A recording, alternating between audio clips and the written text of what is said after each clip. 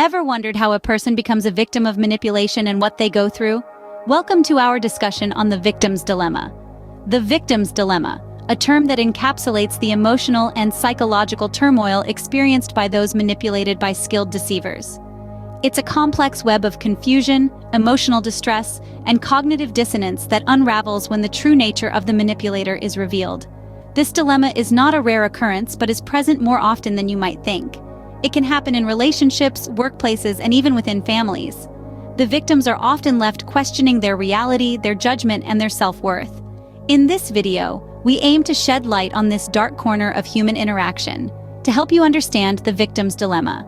We're going to explore its psychological implications, its effects on the victim, and the strategies used by manipulators. Stay tuned as we delve into real-life case studies that perfectly illustrate the victim's dilemma. Understanding the victim's dilemma requires a deep look into the mind of the victim and the manipulator. It's a dark dance, a game of control and power where the manipulator holds the reins. Picture a puppeteer pulling strings and directing the movements of the unsuspecting puppet. The manipulator is not unlike this puppeteer, using their influence to shape the thoughts, emotions, and actions of their victims. The manipulator, often a narcissist, is adept at portraying a charming facade, concealing their true intentions. They skillfully play the role of the caring, attentive partner, friend, or family member, drawing the victim into their web of deceit. The victim, under the spell of the manipulator, is often oblivious to the power dynamics at play. They are led to believe in the sincerity and goodness of the manipulator, making it difficult to spot the warning signs. As the victim becomes more entangled in the manipulator's web, they find themselves in a state of confusion and emotional distress. The manipulator's true nature begins to reveal itself, contradicting the image of the kind, loving person they had initially portrayed. This revelation can be jarring for the victim, causing them to question their reality and judgment. This cognitive dissonance, the mental discomfort experienced by a person who holds contradictory beliefs or values, is one of the hallmarks of the victim's dilemma. The victim is torn between their perception of the manipulator as a caring figure and the emerging evidence of their manipulative behavior. They grapple with questions like, how could someone I trusted betray me? Is it my fault for not seeing the signs? Can I trust my judgment again? These questions and the accompanying emotional turmoil can lead to a state of paralysis, making it difficult for the victim to take action and break free from the manipulator's grip. These situations lead to what we refer to as the victim's dilemma, the struggle to reconcile the manipulator's dual nature, the confusion, the self-doubt. All these elements combine to create a complex and challenging situation for the victim. Now, let's consider our first case study, Sarah, a victim of love bombing. Sarah was an independent, confident woman who found herself in a whirlwind romance that seemed too good to be true. And sadly, it was. Her partner, initially charming and attentive, gradually morphed into a manipulative narcissist. This sudden change was the beginning of Sarah's victim's dilemma. Sarah was inundated with affection, compliments, and grand gestures of love in the early stages of her relationship. However, as the relationship progressed, the once doting partner started showing signs of control and manipulation. Sarah found herself in a state of confusion, unable to reconcile the person she fell in love with and the manipulator he had become. This is where the victim's dilemma kicked in. Sarah found herself questioning her own judgment. Was she being overly sensitive? Was she imagining things? This is the cognitive dissonance victims often experience. The person they love and the person causing them distress are one and the same, creating a mental tug-of-war. As Sarah grappled with her confusion, she also had to deal with emotional distress. She felt a sense of loss for the relationship she thought she had, and a sense of betrayal from the person she thought she knew. She was grieving, not for a lost love, but for a love that never truly existed. Sarah's journey wasn't easy. She wrestled with self-doubt, guilt, and a barrage of negative emotions. But she also found strength in her struggle. She sought help from professionals, reached out to support groups, and slowly began to understand the reality of her situation. She was not at fault. She was a victim of love bombing. Sarah's story is a classic example of how a victim grapples with emotional distress and cognitive dissonance. Recognizing the victim's dilemma is the first step towards recovery, and Sarah's journey serves as a beacon of hope for others going through a similar experience.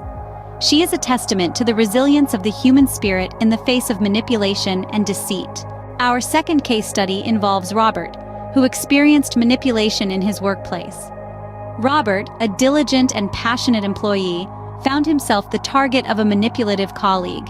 This colleague, under the guise of mentorship, bombarded Robert with praise and promises of advancement, creating an illusion of a supportive professional relationship. But this was the start of a classic case of love bombing in the workplace. As time passed, Robert began to notice a shift in his colleague's behavior. The praise dwindled, replaced by constant criticism and belittling comments. Robert felt confused and distressed, a stark contrast to the initial flattery and support he had received. This is a textbook example of the victim's dilemma, where one is left questioning their own perception and reality. The manipulator's true nature was now revealed, and Robert was left grappling with cognitive dissonance. On one hand, he remembered the encouraging mentor who had promised to help him grow in his career.